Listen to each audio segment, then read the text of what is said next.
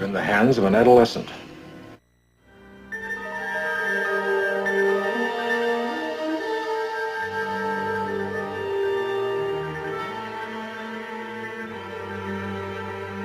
mystery. I don't like mysteries. Your bellyache. I gotta kill you right now. Aye, sir.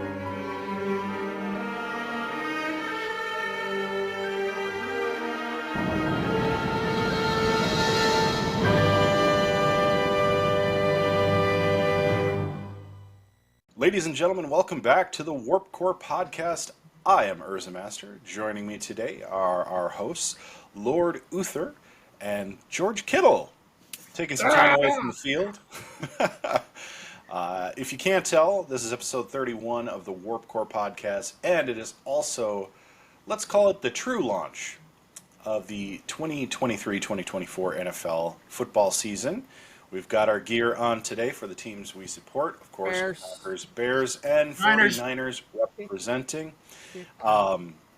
Really excited for today. Of course, we've had Thursday Night Football, but let's be honest, as good of a game that was, it doesn't compare to Star Trek, the original series. And that is what we are talking again today. We're talking Season 1, a couple of episodes that are... let's just say they give you some oh my moments and also some wow factor that I think become tropes later on in the series, and we'll probably dig into that a little bit here today.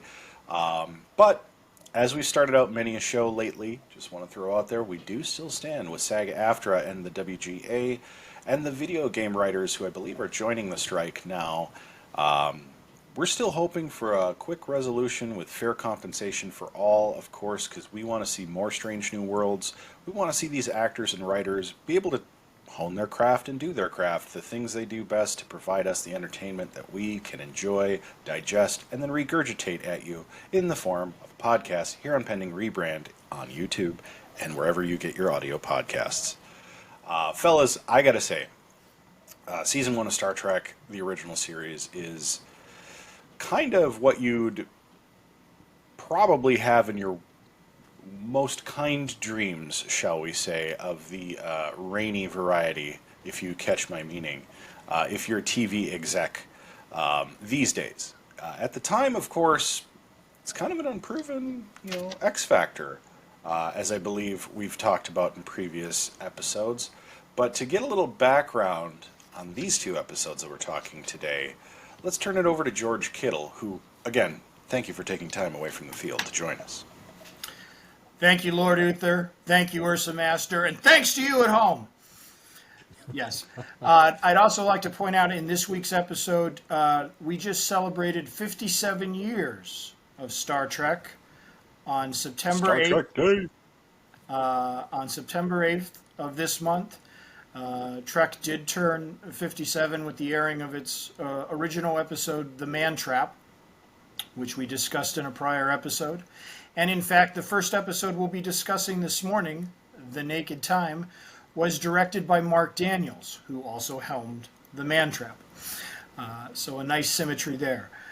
The Naked Time first aired on September 29th, 1966. It was directed by Mark Daniels, and it was written by John D.F. Black. He was an associate producer for 10 episodes of the show. And as we've discussed in prior episodes, unlike today where you would have specialized writing staffs hired specifically to work on each show, in the early days, particularly as they were getting this out of space stock and into the stars, a lot of veteran TV talent was pulled in from other wings of the galaxy, especially initially. As the show was going on. Later on, of course, there would be, more dedicated science fiction writers, penning episodes, multi-episodes through the season. But here it was just kind of a salad bar grab bag of talent. And in John D.F. Black's case, here was a man who was writing for Mary Tyler Moore and Charlie's Angels and Hawaii Five-0 and The Fugitive and Mission Impossible and Mannix and so on and so forth. So Not, again, not necessarily a science fiction fanatic, but somebody who understood television at the time, episodic drama, and comedy, and could bring those talents to this fledgling series. In the future world, John Black co-wrote Shaft. That's right. Shut your mouth. The original Shut your mouth. Richard Roundtree blaxploitation classic, and he even contributed. Fabulous. He even contributed to a follow-up episode of this Naked Time for the Next Generation called The Naked Now, which was the '80s attempt to update this storyline. So he's got Trek bona fides as far as that goes. Originally, this was going to be a two-part episode. And you'll note that because you had the incidents and things that happened involving the virus and the planet pulling them down. And then at the end of the episode, their chronometers start running in reverse, and they start to panic as if to say, we're going backwards in time. And then suddenly it's quickly fixed. And then the episode resumes and everyone sails off, spoiler alert, to a new episode soon to be discussed. However, that was the result of studio rewrites and last-minute editing. It was originally going to be a two-part episode, and the second part of that two-parter would have sent the Enterprise back in time to 1967. And what it did is it became the episode Tomorrow is Yesterday, which we'll be discussing in a future podcast, episode 19 of the first season. So you can see exactly where they were going to do the surgery, and then they said, never mind, we'll get to that later, and then everything's fixed, friends, but that was the plan initially. This was the first episode of the series to feature the Vulcan nerve pinch, although it was not the first time the Vulcan nerve pinch was actually shot. Because what would happen was, especially back then in the late 60s and particularly with Star Trek, they would shoot episodes, but they wouldn't air them in the order that they were shot. They just put them in as whichever ones happened to be finished, if there were complicated special effects or other things in post-production that still needed doing. So in this case, the Vulcan mind meld, and I can mention this now instead of in the next episode, it was actually the next episode that we're going to be discussing, The Enemy Within, where the first Vulcan mind meld was shot, and the director hated the idea. And so Shatner and Leonard Nimoy had to basically fight to be like, no, this will work, trust us, and choreograph it as such. So, yes, so actually, initially, when presented with it, the guy on the set says, I'm not shooting that. And they're like, oh, no, wait, trust us. So, anyways, this is the first time we, the viewer, have seen it, but it's not the first time when they were shooting it that it had been used. George Takei, who we'll be talking about, I'm sure, for this particular episode, does get the featured supporting cast member bits in this one. And he had to learn how to use a fencing rapier in very short notice. And apparently he was very enthusiastic, and so much so that the crew threatened to quit if he was ever given a sword again behind the scenes, because he kept running around in between takes, swinging it, on guard.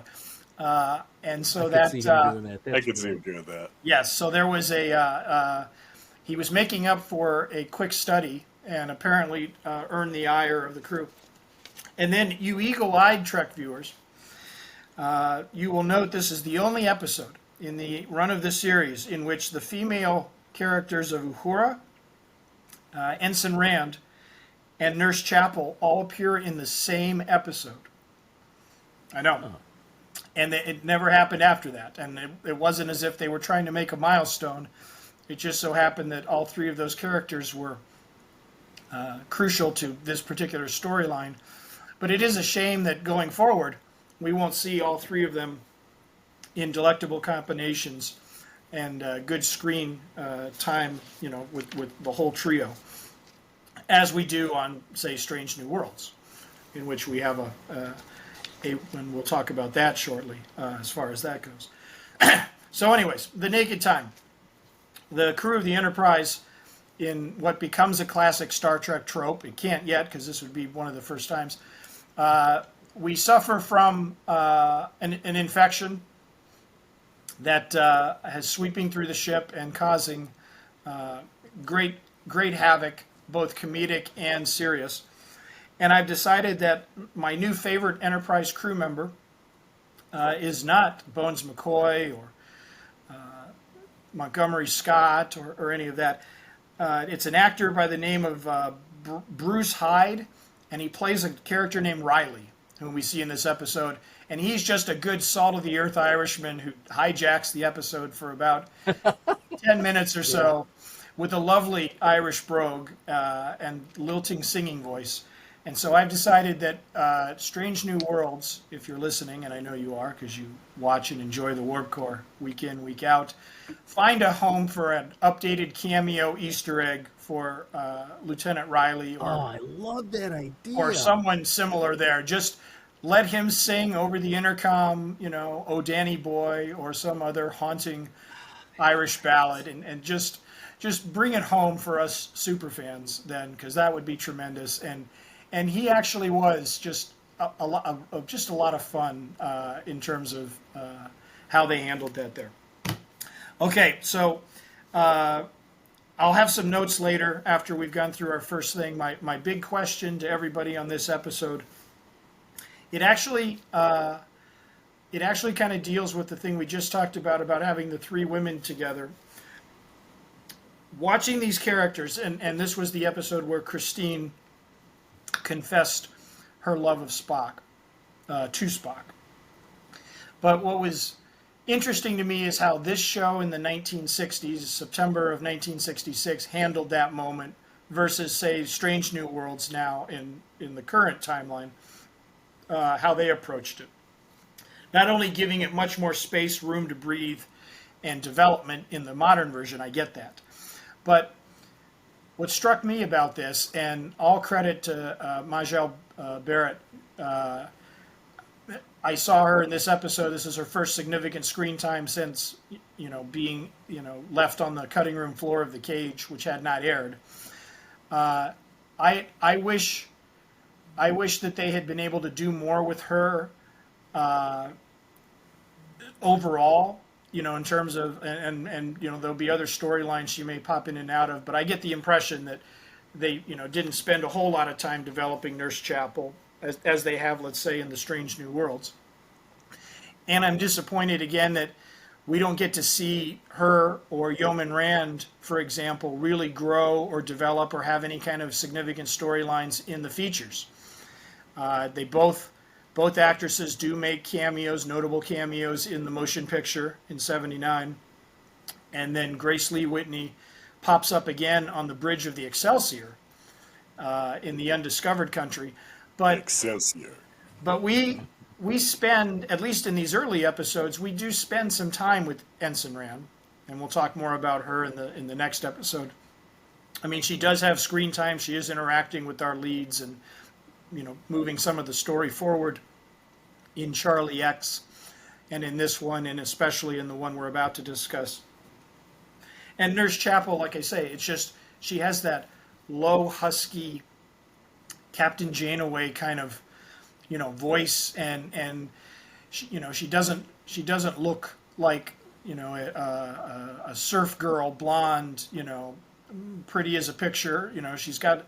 She's got maturity and grace and so forth. And so when she opens up to Spock there and her inhibitions are low, it's a terrific scene, first of all. But my thing to you guys, my question is, and it's really more of an observation, I suppose, that her revelation, her emotional connection, really only serves to highlight Spock's reaction, which is to go lock himself in, the briefing room and have a big on-camera breakdown of emotion. And in this case, a different type of emotional breakdown than we saw, like in The Cage, for example, where, Leonard Nimoy was just playing him as this, wildly over-caffeinated guy with pointy ears. This is now, we're contrasting this with his stoic Vulcan logical side. So actually that scene of the breakdown, it again works very well, despite the fact that we're still finding out about this character and his, you completely buy it. But I contrast that with how the writers and the showrunners of Strange New Worlds have done it, where Christine and Spock's relationship and their back and forth not only, again, get more depth and examination, but there's real agency with her. And it's not as if they telegraphed, well, whatever Christine's does, it really is just a reflection on Spock, and that's who we should be focused on. My point being, in the 60s, it almost, the way that you approach shows and characters and the men and the women, there was a little natural disadvantage, I guess. And even though Christine gets a good scene here to express her feelings to Spock, I feel like it's intentionally just sort of like, well, I'm in love with you. And then how does that make him feel, and how does that affect Spock? And, he has to wrestle with those. And I think that the show, now, the writers, 57 years later, like, they understand that that's not enough, right?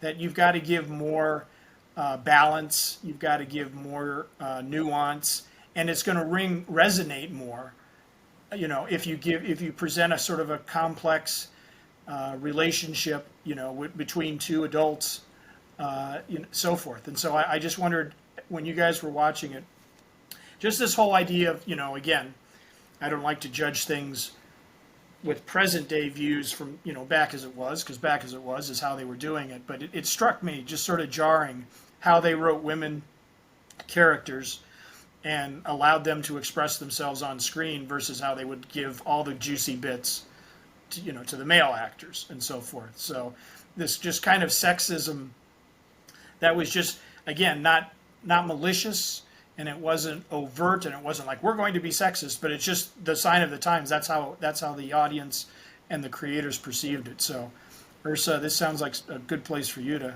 jump in there. This is a great place for me to jump in. I agree. It'd be unfair to pass judgment just because it's a product of its time period, right. And you have to take these hindsight observations with a grain of salt, right? I think what Strange New Worlds has done has been, truly outstanding. They've used this modern lens to really flesh out these characters, which actually does justice, to this interaction in a big way, and makes it, it gives it a much heavier punch, emotionally speaking, for both Spock and for Nurse Chapel, and honestly makes it more enjoyable. And I think that's why Strange New Worlds is so great, in that it elevates the original product. It's not, taking extreme liberties like a Kelvin timeline did, or, introducing pod racing.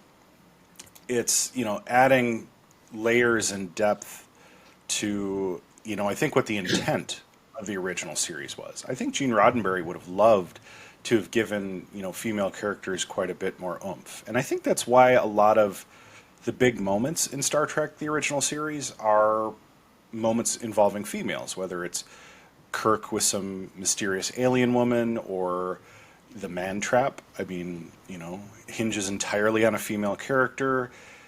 In the time period and in the way that Roddenberry was approaching it and the writing at the time, I think that they were trying to elevate central female characters in a way that they could, that audiences would respond to, of the period. They still wanted to see, straight white male leads, that basically led every show at the time, and that's what you get a lot of.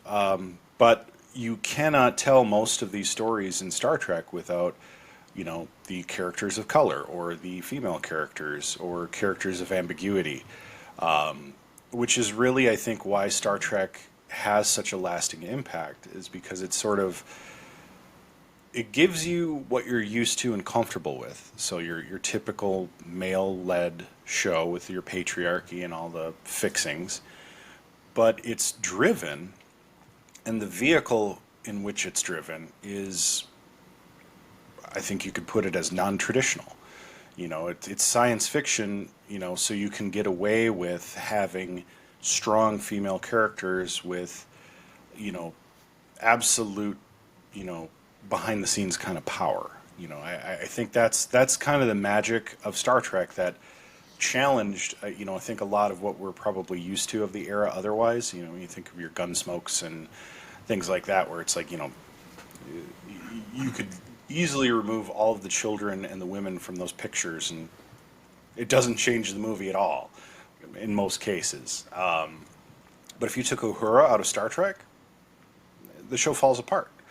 If you take Nurse Chapel even, or Yeoman Rand, like, later episodes could probably hold up, but this first season, nothing happens. That's kind of the amazing part, and I think you have to give kudos to Roddenberry in that sense of having that kind of foresight and attunement with counterculture and how really society was changing, and it definitely for the better. It was taking a very volatile culture of the time and honoring the systems in place that would make you successful, so that you could offer opportunities like this to actors who may not otherwise be able to have it, like a George Takei or a Majel Barrett. You had these people who probably wouldn't lead a show unless you're a Mary Tyler Moore or a Desi Arnaz or of course a Lucille Ball. And for the most part, TV was captained by men, white men. So this is kind of a way to, I don't know, play the system within the system and challenge it and give it some light to shed on ways you could tell stories that people accepted and people were very into. And I think that's, I'm gonna draw a strange corollary here. So I think without Star Trek, you don't get Cheers. Hey. And you don't get a lot of the shows in the 70s that revolutionized television. I mean, you think of the golden era of TV, which comes after Star Trek. You don't get that without Star Trek, because suddenly you realize, like, wow, you can actually tell normal people's stories, from a woman's perspective or a black man's perspective or a black woman's perspective or what have you. You can feature people who don't meet the quote-unquote norm.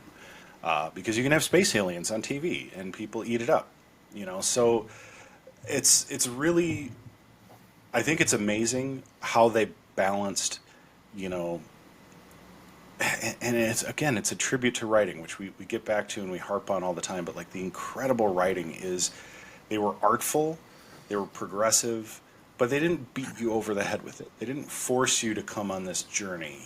You weren't like thrust into, and I think that's where, like, you can get a Discovery out of this. Like, all these years later, like, Discovery now is able to happen because of the subtlety that Star Trek the original series was.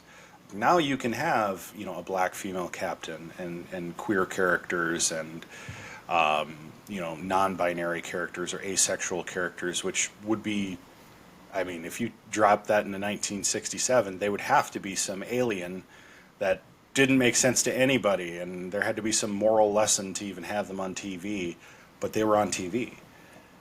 That was really the championship attitude there. And the cool thing about this episode was you really get, like, the whole episode is about challenging societal norms, right? And what fun to have George Takei running around brandishing a rapier, and somebody like hijacking the intercom and just singing their heart out, like bursting into song in a place where it's totally inappropriate. It's just such a, like, I mean, it's fun, but it's also such a cool thing to think about us. Like, they were willing to push all these boundaries all at once. And George Takei just being on TV, reminder, it was a big deal at the time. So, I don't know. I mean, this episode is just, it's foundational. And I feel like we're going to say this a lot this first season, but it's absolutely foundational to everything that Star Trek becomes. Well, my reaction is going to be much more on the surface than that in-depth one. You're just going to get the typical, this is what I saw, blah, blah, blah. So, we get. I just think it's funny. We get another episode with a shirtless man, and it's funny because I was talking to my wife about this. I go, that's 3 episodes in a row at least. The first two I think were Shatner. Now it's Sulu running around with his shirt off, and I just think that's interesting for the time as well, to have these shirtless men running around in fantastic shape, by the way, absolutely amazing. Amazing shape. I should move to outer space so I could get into that kind of shape. Right. But we get that. We also get, I believe, for the first time, something we've referenced before, which is Spock. The big three are in a discussion, and Spock is being the logical side of Kirk, and Bones is giving the emotional piece. And I think that's one of the first times we see that dynamic. Mm-hmm. And it's just as riveting then as it was in the very last movie. The way they interact with each other. And we've talked about this before too. There's just some kind of a synergy there, obviously on camera and off, that they're able to do, to have that banter. And it's like something the three of us might have in a sense, right? And I think it speaks very deeply to another reason why it was successful was you had that dynamic, which I don't think you would have had with Dr. Piper. I don't think he brings that, right? So I think that's an important change as well. Kudos to the Strange New Worlds writers for taking a 2 or 3 minute scene at most maybe and just building an arc with it that's going to be very impactful, and all of that we saw in Strange, because I was questioning that at one point, I believe, when we were talking Strange New Worlds. Going back and seeing this, I didn't realize how long that scene was in a sense. The emotion in it was perfect, lines up with Strange New Worlds. Spock basically wanting to say the same thing back and instead goes and cries, I think adds even more to his trying to keep the emotions under control that he says he's always dealing with in that logical side. So great acting, great script writing for that. Lots of, and we'll see this in the next episode too, lots of sweaty faces. Yes. Like where they're spraying, like whatever they spray on them, but like the sweaty face stuff. The light across the eyes again. I think we got that a couple of times. So, and the good old trope of the one guy on the mission doesn't follow mission protocol, and now an entire starship is in a lot of trouble. But I also thought it was funny, too, because he takes his glove off, touches that thing, then feels kind of funny, then sticks his hand under his suit, which isn't connected, or under his hood, which isn't connected to his suit, by the way, and then rubs his face. Like, he's doing everything that he's probably been trained for decades not to do. He does it. So I thought that was great too. But then we get the good old story of the ship being infected, and who doesn't like a good old ship is infected story? Just classic Trek, classic sci-fi. I can't wait to rate this one because I feel like it hit on all cylinders or all nacelles, however you'd like to put it. Amen. So some rapid fire notes that I jotted down. The teaser, I don't know why it would have come to me, and it was clearly well before the 1982 Fear Classic, but I got a strong John Carpenter's The Thing vibe with people frozen at their desks and dead, and don't tell me that when Carpenter went to do his scenes in the doomed Norwegian base that someone didn't bring up, hey, remember that Trek episode? Like, it was just, it looked too much like it to be a coincidence, and so I'm going to say that Carpenter and his set designers may have lifted a little, just in terms of the overall mood. When everyone would catch the virus, I kept thinking of the oft-played Shingrix ads I keep seeing on my television. It disrupts my skin with itch. It disrupts my skin with rash. I wish if they had done the digital re-effects of the Enterprise, who gets to fly around the planet in beautiful CGI now. I wish they had subbed in a better knife. I was going to say that. The butter knife, even back in late '60s, might not have been as threatening. Get me a small carving knife. It doesn't need to be Michael Myers, Halloween style, but just get me something, 6, 7 inches, little. That would have been just fine. But the fact that they were thinking, don't hurt yourself with that butter knife, that did pull me out there. Scotty, this is just a real quick rapid fire. Clean shaven or mustache? Which do you prefer, gentlemen? That's a good question, man. Ooh, this might be the most loaded question we get all season. You got to pick. You can only have one. Well, see, I think there's a caveat that goes with that. Okay. The heavier he got, to me, the more important the mustache became. So, Yeah. I mean, I like clean shaven. I can get around real quick, Scotty. But then again, I still like my... I'm going to go clean shaven, Scotty. That's Clean it. shaven, okay. I'm going to go mustachioed, Scotty. And here's my reasoning. If you think about the Enterprise as a family, Scotty is like he's like the dad. As much as like Captain Kirk is in charge, Scotty's really the dad in this situation. He's taking care of the house. He's making sure everything works, making sure everybody's taken care of in a sense. Sort of the dad behind the dad. If there were two dads, it'd be Scotty and Kirk, which would be a very interesting like little adaptation. Yeah. But I think the dadness of it, and maybe I'm just a dad myself and I'm seeing this. I think the dadness of it is like the mustache and the heft that he gets. He sort of becomes kind of like that jolly old dad figure that I think, we all kind of want in our lives, right? So that sort of endears him. Not that like the clean shaven is pretty BA. I mean, we'll get to a later episode where I think he demonstrates just how BA he is, but I don't know. Maybe because I grew up watching the movies and I just loved him so much in Star Trek 4. I don't know. I guess I'm just partial to that older Scotty. Even though I love Montgomery Scott, I think one could argue he might be my favorite character on the show. Honestly, wow. I know, and that's a bit of a revelation. Like I'm having a moment right now. But James Doohan, and all credit goes to James Doohan here too, because I'd like to point out that without James Doohan, Star Trek may not have seen a continuance. Because he was really the one who did the heavy lifting on the animated series, which helped carry the show through the 70s.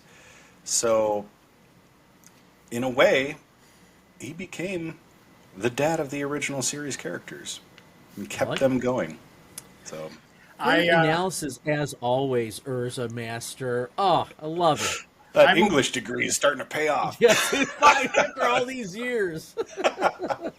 I will break the tie. I'm going to go with UrzaMaster. I agree, because my first impressions of James Doohan was mustachy, but I'm looking forward to taking that and losing those expectations as I see him clean shaven, and obviously the Strange New Worlds incarnation of him has him with a baby face as well. So I'll adjust as a viewer, but yes, I'm predisposed to think of him as having that classic stash. Second only to Tom Selleck. Second only to Tom Selleck's in Magnum PI. Also, real quick, he's got a good mustache. That's a real mustache. Or some, Coach Dick Cop. Final quick notes. It's our second. He's dead. He's dead, Jim. Yes. He's dead, Jim. And I'll ask this. I'll ask the question about this in the next episode, as we're about to get to that one. I love the Spock throwaway. One of the first times we've sort of heard humor with the logical Spock now, don't forget, when he says, "Get D'Artagnan to sickbay," after Sulu gets knocked out on the bridge with the Vulcan nerve pinch. "Get D'Artagnan to sickbay," I thought was great. I love the Kirk slaps Spock.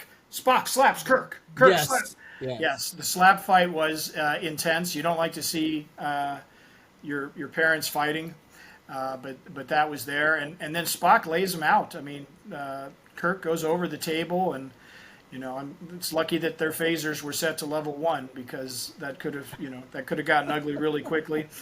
Also, even though he didn't get to go fully shirtless, to piggyback on Uther's comment, they did manage to tear his shirt to get him the injection he needed there at the end. So any attempt to get that's right. Captain Kirk unclothed, they took every means they could, and in this case, it was Bones just.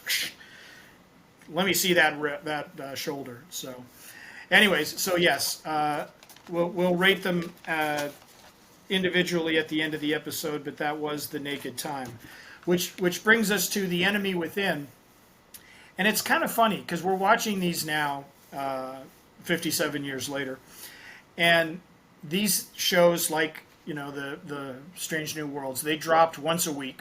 And people would have to wait in between weeks and so on and so forth. And they weren't shot, like we said, they weren't aired in the order they were shot, so they were jumping all around in the production. But you see the similarities just watching these two shows sort of back to back. Like, again, now we have an infected crew member or, something of that nature, causing havoc. And already, you can see some parallels. Although this episode, The Enemy Within, deals solely with the ailments for Captain Kirk, but it's just funny, thematically and so forth, how well they two sort of fit together, hand in glove, and whether that was an accident or just by design. You just had these two episodes where the ship is kind of reeling from, this outside force that has afflicted one of the central crew members. So this one was on October 6th, 1966, and we had some heavy hitters behind the camera and on the typewriter. The writer was Richard Matheson, and we'll take a moment to celebrate his long and storied career. Matheson wrote the original novel, I Am Legend, in 1954, which was the story of the last man on Earth surrounded by a world of rampaging vampires. That was actually adapted into 3, soon to be 4, projects. In 1964, it was filmed as The Last Man on Earth with Vincent Price. Mm-hmm. In 1971, it was filmed as The Omega Man with Charlton Heston. And in 2007, it was filmed as I Am Legend with Will Smith, although the vampirism angle was shaded in favor of just more of a mutated CGI monster, et cetera, et cetera. So you could argue, as some Matheson superfans would, that they still have never filmed directly his original novel as he wrote it and as he intended it. There have been all sorts of kooky variations and sly updates and so forth, but it's a compelling tale. I've read it. And it's more of a novella than a novel. It's only about 200 pages or so. Very grim. It's got a dark ending to it, and it's definitely worth checking out if you're a genre fan and you like reading H.P. Lovecraft and Ray Bradbury and Robert Heinlein and so on and so forth. Matheson also contributed 16 episodes to Twilight Zone, including The Nightmare at 20,000 Feet, which starred a young William Shatner, and was later updated for the Twilight Zone, the movie, which used John Lithgow as a passenger who thinks he sees a gremlin on the wing of an airplane but can't get anybody to believe him. He also did Steel, which then became, believe it or not, the basis for the Hugh Jackman feature years later, Real Steel. Which was the Rock'em Sock'em Robot Gladiator picture. The less said, the better. Surprisingly good. We'll agree to disagree on that one, but that was Matheson's original idea. He also did a series of Edgar Allan Poe adaptations for noted MST3K legend Roger Corman, whose idea was, hey, I've got a weekend free, let's shoot a movie. And subsequently, that's what it looked like. But these actually had a little bit of production value, a little bit of budget, even some stars like Peter Cushing and Christopher Lee and the like. But yes, Matheson wrote Fall of the House of Usher, The Pit and the Pendulum, and The Raven for Roger Corman. So if Roger Corman had sort of a ceiling it was probably around some of his Edgar Allan Poe adaptations. And for his floor, I urge you to check out Mystery Science Theater 3000 Yes. on any given episode that he contributed to. So he also wrote Steven Spielberg's television thriller Duel, which was Dennis Weaver as a man who gets into a road rage incident with a deadly trucker. And the truck chases him around the American Southwest like the shark from Jaws, which Spielberg would do a few years later. But Matheson did that. And then he was a prolific author. And so several of his stories that he wrote in book form were then later adapted into films, including the romance Somewhere in Time with Christopher Reeve, which was a film he did in between his Superman installments. A Stir of Echoes featuring Kevin Bacon, which was done a few years ago. What Dreams May Come, which starred the late Robin Williams. Love that movie.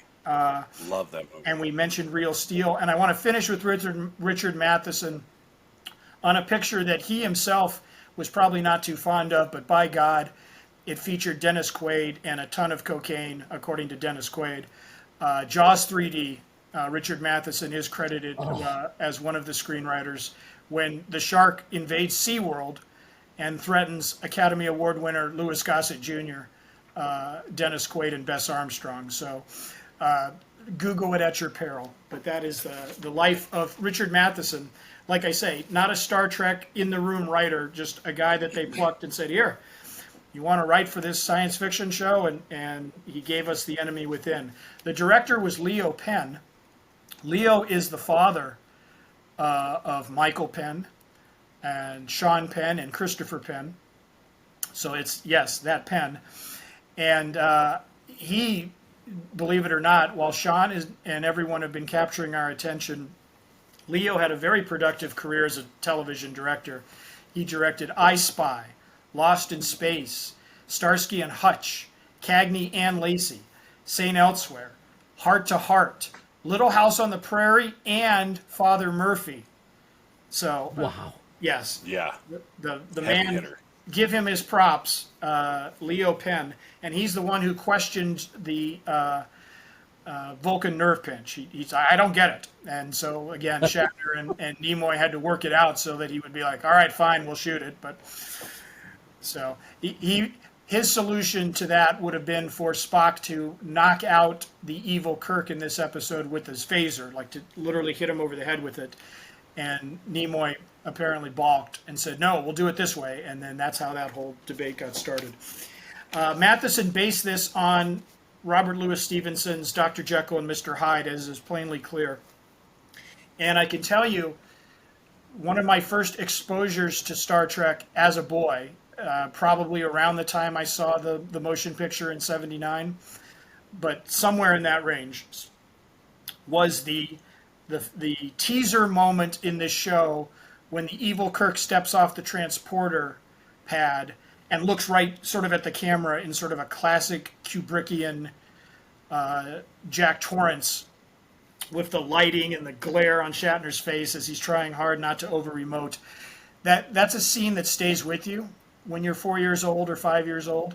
And so, and I believe that for years afterwards, when they would run reruns, they would show that still photo over the end credits. They would run the credits from all these, different episodes. And I think his evil glare made its way in there at one point or another. So a standout visual right away, as we're like, nope, this is not good, Kirk. You can tell this is bad, Kirk. But anyways, a transporter accident, Star Trek trope, gives us two Kirks. Gives us one who is very much sort of the emotional, sensitive, caring, compassionate, and then the other one who is ruthless and he boss. I will step on you to reach all of my ambition and ruthlessness and so forth. And so exploring the dichotomy between the two halves becomes the thrust of this episode. Some lightning fire notes to kind of shout out at. That poor dog in the costume. I have to feel for it. It didn't know it was sacrificing for art and obviously CGI being what it was in 1966, they couldn't quite match that budget.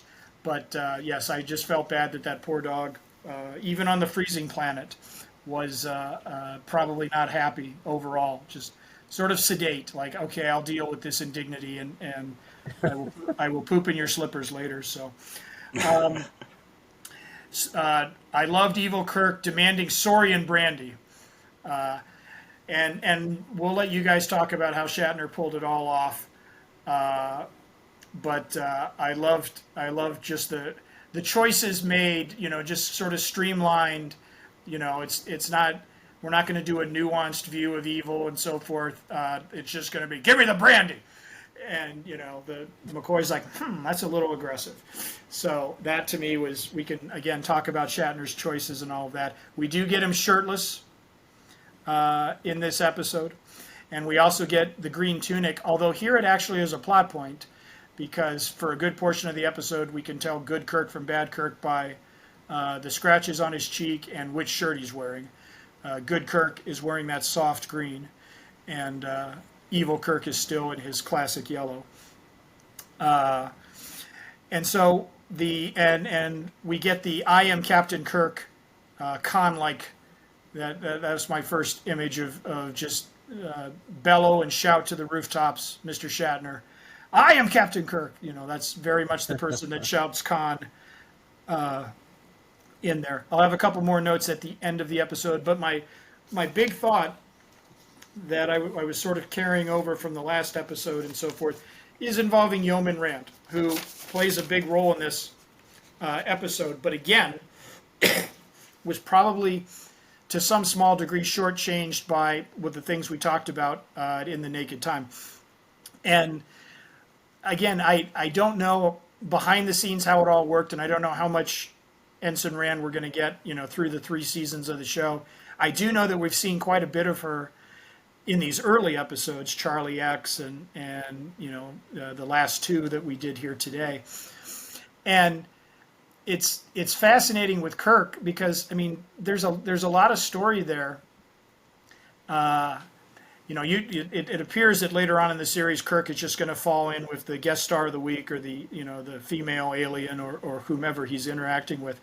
But here is, the classic HR nightmare where the captain's got feelings for the subordinate. And, clearly good judgment and sound leadership requires that he keep that bottled up. But in the previous episode, in The Naked Time, he when he starts to suffer from the disease, he wishes he could take Janice out on the beach. Is there no time for a captain to be on the beach? And then, like I say here, in the next episode that we see, it's a direct, it gets a little rapey, but there's a direct, sort of the relationship all throughout. It's really the thread in which we see the difference between good Kirk and evil Kirk. And my only wish, and again, you weren't going to get this in 66, my only wish is that when Janice comes to the realization that, it's fairly traumatic when a man, tries to impose his will on you, verbally, physically, what have you. And for 1966, that looked like a tough scene with him, attacking her in her cabin and so forth. It's not about choreography and who's running around the table or who does whatever, but the emotional violence of having somebody that we know Rand has a little thing for Kirk too. And so to have somebody that you kind of have a crush on but know it's inappropriate to then behave like that, Twin Peaks sort of touched upon that off camera between Audrey Horne and Dale Cooper. It's traumatizing, right? And to its credit, this episode allows her to recount that pain to the good Kirk and Spock and McCoy later in the episode. But she doesn't get that moment, and she wouldn't have, because that's not how the society was. She doesn't get that moment to express how much of a violation that sort of felt to her. She gets to say what happened to her, but not how it really makes her feel. And so I kind of feel bad for that character of Rand, because again, in the Charlie X episode, it's almost as if she's objectified by the men on the show, or it's like, oh, we want Janice. She is, she is beautiful and smart, and she is the prize that I will put on my mantle. And I'm so glad that in the modern world now, a character like Janice would be able to more, be a three-dimensional character and be able to say how that was making her feel. So, but that is a tough scene, and I give credit to them for not flinching away and just making it, trying to lighten it up. There was no attempt to soften that, and even going forward, they're not going to address this in any meaningful way, I'm sure, but just being in the same room with him now, even though she knows it wasn't, good Kirk, is probably going to be upsetting. Like, it's a very interesting moment captured. I don't know if it's the first time you've seen sort of a rape, sequence like that, where it was really in the foreground. It wasn't just suggested off screen through dialogue, or they cut away before all of that. This one sort of forces you to look, and again, we don't see a thing, we don't see exposed flesh, but it's emotionally, I mean, it makes you very uncomfortable. And so I wondered how you guys reacted to that sort of, and it shows the power of the evil Kirk, obviously, the unchecked id and so forth. But your thoughts on sort of this central crux of this, which is Yeoman Rand and Kirk, getting to a dark place. Well, I think it's it's kind of halfway there, right? Through a modern lens, we would want to see the follow through, how Yeoman Rand expresses her feelings and finds a way to overcome that and provide some resolution. I think, we're fortunate to some extent that we do get that. We get to see the power taken back these days. And you get to see, the wrongdoers punished. I mean, we just had the Danny Masterson sentencing within the last couple days, and it's odd that we're talking about this now, but it is for the time period really a progressive scene, because it shows just how, and very succinctly, I think, shows how traumatic and violent without being the traditional sense of violence. And I think it's not lost on the audience of the time that these were situations that absolutely were happening in the workplace. And this is where it finally was getting brought to light and talked about, and would again be part of that whole cultural revolution that we saw moving forward through the late 60s into the 70s. And you're getting some of that empowerment of women.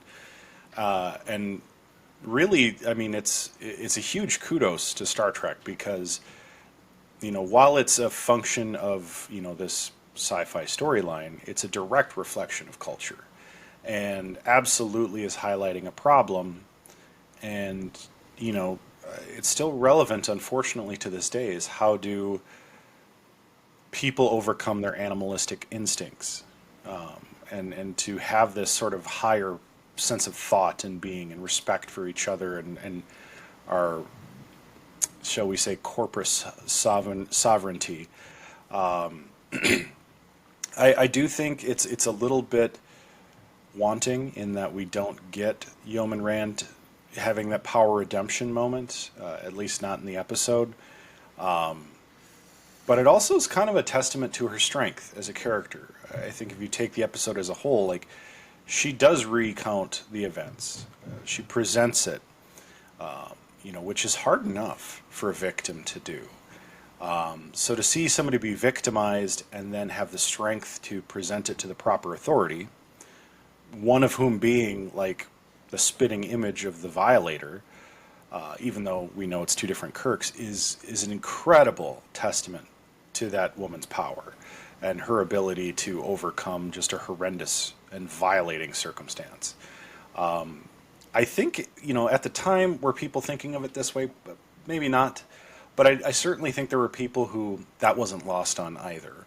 And through our modern lens, we can see that as sort of Roddenberry and the writers trying to make a greater point about how there are deep flaws within us all, within society, that we bury but we haven't yet overcome. And, even in the future, those struggles are there. We may repress those baser instincts, but that doesn't mean they completely go away. And that's something that's going to be a continuous struggle, a continuous thing that we have to work on as a species,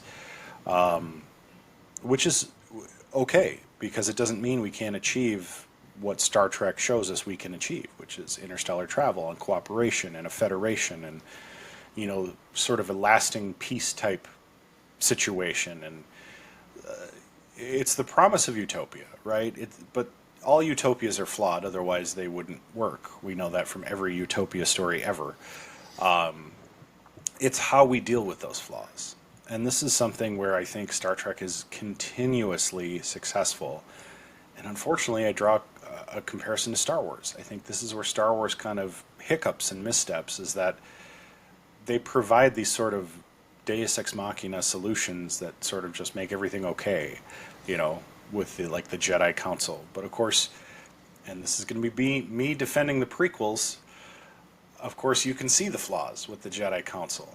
Originally the Jedi and that ancient religion seemed to trump everything, right? Except for the fact that there was an evil side and a good side. But the good side seemed to have ostensibly no flaws, at least with Obi-Wan. And then Luke overcomes his sort of kid nature to become this sage.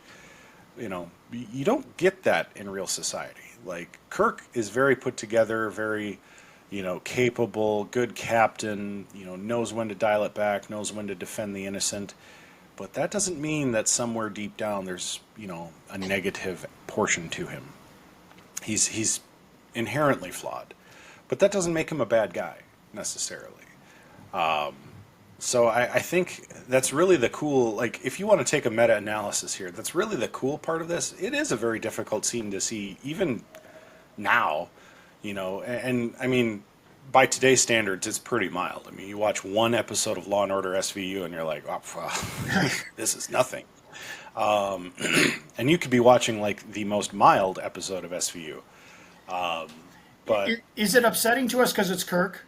I mean, if that had just been some random ensign who, got, touchy with Rand, would we have even clocked it as such? Is it upsetting because, I throw that to Uther, I guess. Is it? Probably. Sorry, I didn't mean to step on your ears. I think it makes it more powerful, right?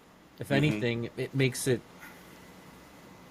more relevant, even for the time period, right? Absolutely. Here's the captain of the ship doing this when he's supposed to be the role. It wasn't him, but he's the role model to everyone on the ship. He's given the orders, and then he's accused of doing something like that, right? And I think, this is something I meant to say last episode, too. I think, minus the weird dog costume, I think both episodes hold up very well to today. And I think that's something you see a lot from this first season. You probably could take these episodes and just update the stations that they're sitting at, and it works. Right, all the storylines still work. So I think for back then, which that's what Trek was known for, right? And I think that was part of the appeal, was speaking to things that should not be spoken of. And here's an unfortunate scenario, but here's a great representation of that. That the leader's doing, could have allegedly done something like this, even though it was his alter ego. But to put that out there, that this happens to women, almost in the workplace in a sense, I think it speaks a lot to that whole Star Trek idea.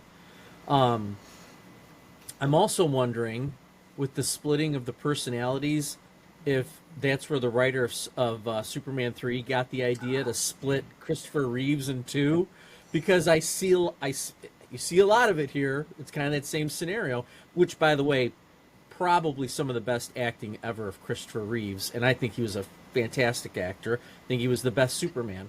But that dichotomy there was incredible, and we're seeing some of that again. Again, we see the real sweaty Kirk. And I think the idea of wrestling with your emotions. There's a lot of things in this episode that I think kind of stick out. But to your point there, George Kittle, who hopefully has a good day on the field. I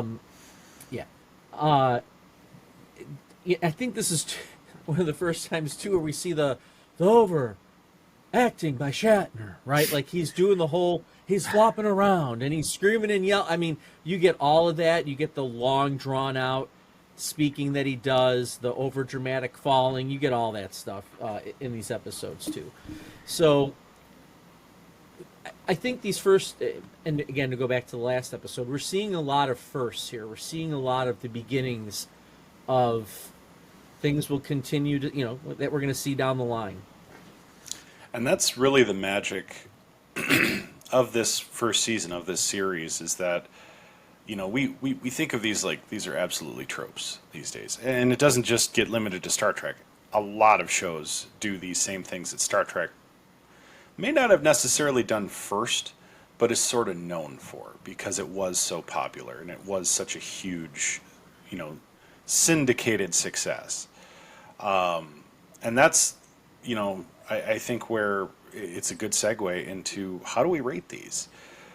Because, yes, we're giving them a score by our standard set today, by our opinions that are formed by everything we know about Star Trek today. But at the time, I think if you're looking through, the lens of the time, this is groundbreaking material in so many ways. And there's a reason why I think the reach of Star Trek is what it is. Even though Star Wars was a phenomenon, which would come 10 years down the road, 12 years down the road, Star Trek really kicks open a floodgate of sci-fi to a lot of people who probably wouldn't have gone to see Star Wars had you not had Star Trek first. So I just want to throw that out there that as we rate these episodes, keep in mind the things we're seeing here inform generations of television, both sci-fi and otherwise. So, as is traditional on the Warp Core podcast, we have 7 Warp Cores. And I'm very interested to see how we rate each individual episode. And this week, we're going to kick it off with George Kittle. Well, I know what's coming down the road, or at least I think I do. So I want to give credit where credit is due when you have particularly strong episodes. And most importantly, something that you might think about, long after you've switched off your computer screen or flat screen TV. If you're still thinking about it, hours, days, weeks following your viewing, then it's left its mark, as in the case of The Enemy Within.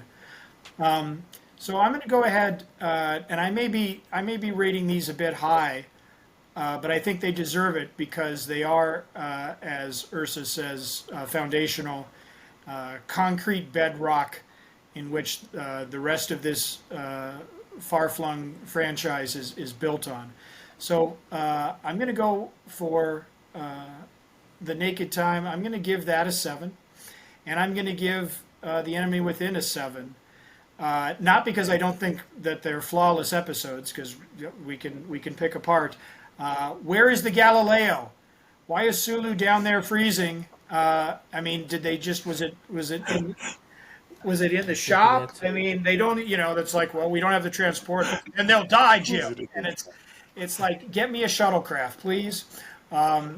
And how many times did they solve the transporter doesn't work? Oh, we'll just fly down there. So that bugged me. But again, I'm not looking at this episode in terms of what bugged me versus what didn't. I just think about finding your voice. We're still less than 10 episodes into this launch. And we've had like 2 pilots and all this behind the scenes scrambling to get this thing airborne. And to have such nuance and a feel for the characters and the chemistry, like we said, sort of once the man trap rolled out, just how well this crew meshed. I think it deserves it. So I'm going to overlook any particular inconsistency or of that nature, the dog suit. And I'm just going to say that overall, these shows represent sort of the very best of what the original series has to offer. Because there'll be plenty of time for cul-de-sacs and dead ends and misfires, I'm sure.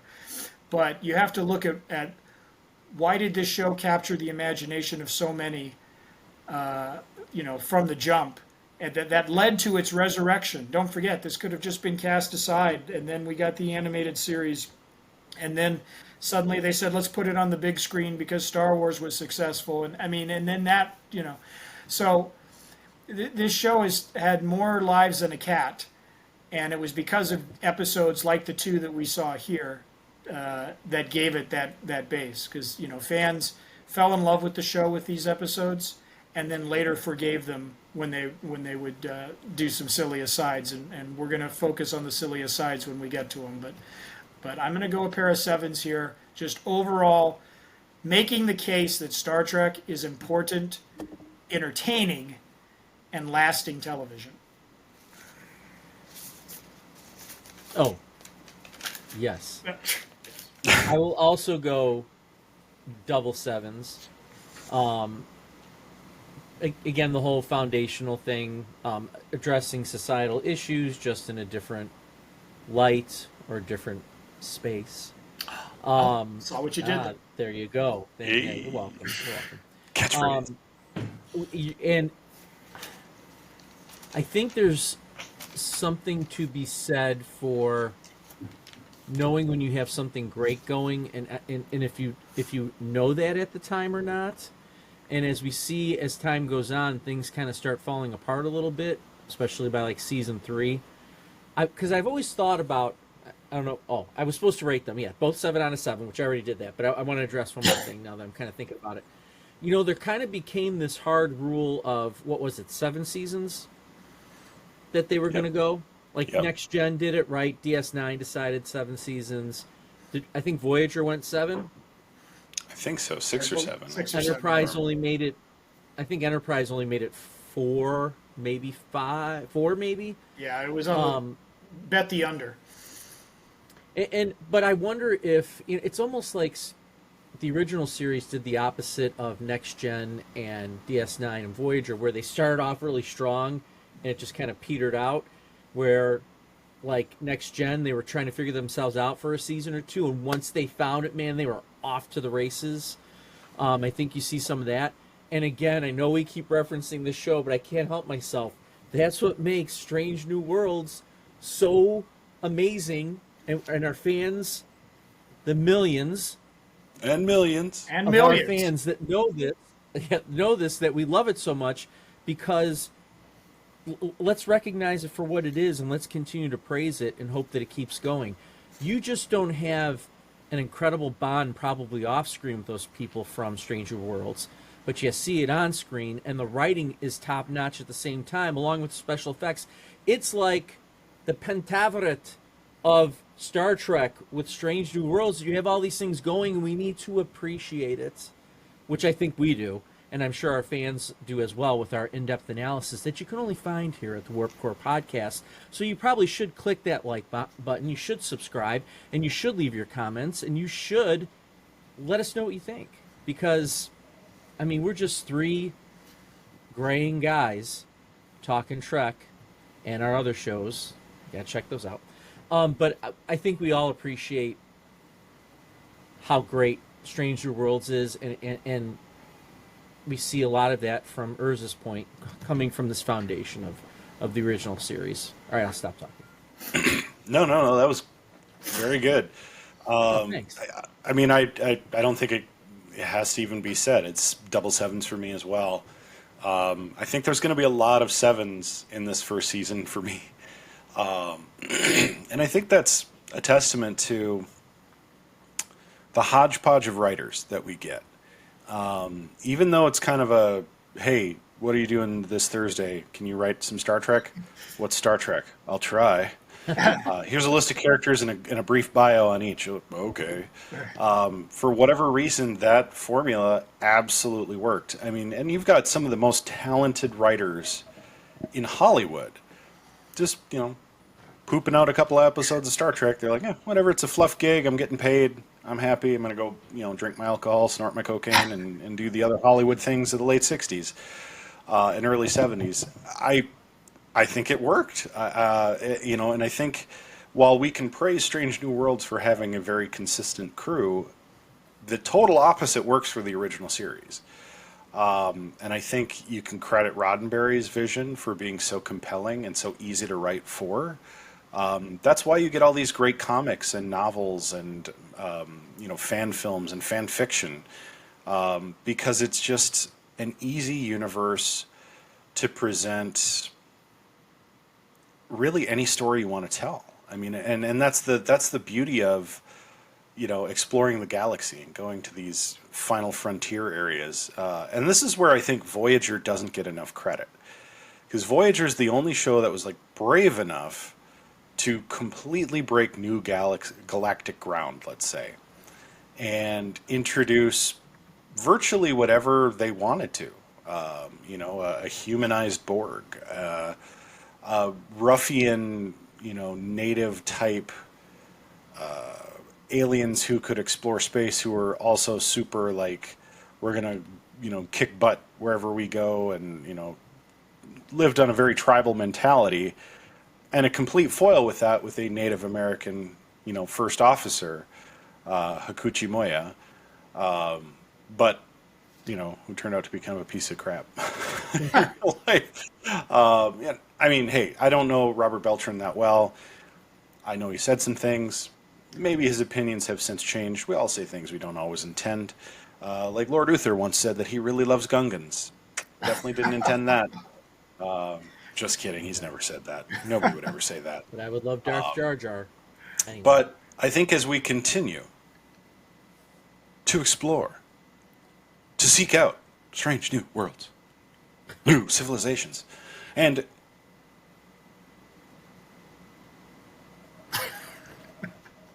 continue our mission here on the Warp Core podcast, I think we're going to find a lot of really fruitful things that hold up today. And I think that, we've talked about the staying power of the show. It's not just because it went to syndication forever and it's like been drilled into everybody's heads. It's because it's actually that good. Despite some cheesy effects, despite some like now, overacting is a little more on the nose, and we know William Shatner, and we know the cast differences, and we know George Takei was firmly in the closet, and now it's kind of cheeky, some of the things we see him do, and it's like, but actually it still works. And that's the real beauty, is no matter what lens you place on the show, it always works. And you can't say that about every show that's ever been on TV, even some of the most influential ones. You can examine this through a modern lens and still feel really good about what you're seeing. And I think because it was challenging virtually every negative aspect of society, and in contrast to what we see today, it didn't have to be over the nose. It didn't have to beat you over the head. It didn't have to beat a dead horse for you to understand the message they were trying to send. It was able to be artful. It was able to be postmodern. It was able to, get you to think. And I don't know if maybe people were just a little more in tune with good literature at the time, or a little more educated perhaps in some ways. But I think even some of the most casual viewers who didn't catch kind of the cultural analysis that was going on could still appreciate the fun of the show and the impact. So with that, we are 31 episodes into the Warp Core podcast. We're the other side of 60 episodes, headed towards that century mark, headed towards brave new frontiers here in the land of Star Trek. If you haven't already, highly, highly recommend you click that subscribe button here at Pending Rebrand. Follow us on your audio podcast platform if that's where you consume us. But definitely head over to YouTube, because you are probably missing out on some of the more fun stuff we execute on. We have some shorts videos that come out that are relatively funny. We have Cut the Cheese, Poke the Bear, our brand new NFL podcast, as we honor day one of the NFL regular season Sundays, I guess, if you want to say. And don't forget to catch The Graying Jedi. We reference Star Wars a lot on this show, and we're going through Ahsoka right now. Ahsoka. See? I say it right on The Graying Jedi, but I don't say it right on the Warp Core. And there could be reasons for that, or it could be a slip of the tongue. Find out right here, Pending Rebrand. Hit subscribe. Hit that like button. Make sure to drop all your comments. If you think we're all just flapping heads that have no idea what we're talking about, we'd love to hear from you too. And if you absolutely love us and I don't know, maybe you want to get involved in a giveaway when we hit a certain subscriber number, maybe 200, maybe 300. We'll see what happens. Make sure to leave us a comment. Thanks, everybody, and as always, live long and prosper.